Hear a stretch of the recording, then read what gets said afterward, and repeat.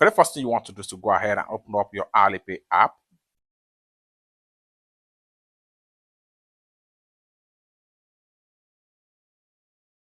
Go ahead and click on account.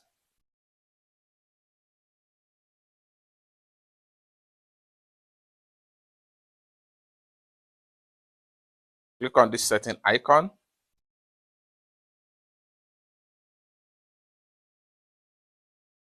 Click on account and security.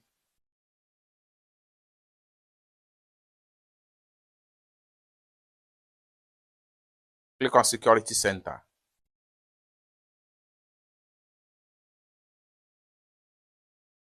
Then here you go. Go ahead and click on view more right here.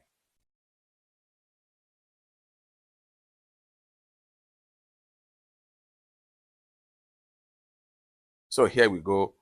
Here we have about 5 signs that prove that your Alipay account is fully secure. If all these 5 items here are not green, it means that your account is not fully secure and you need to take a proper security action. So as for me, no security improvement needed on my account, which simply means that my account is fully secure and protected.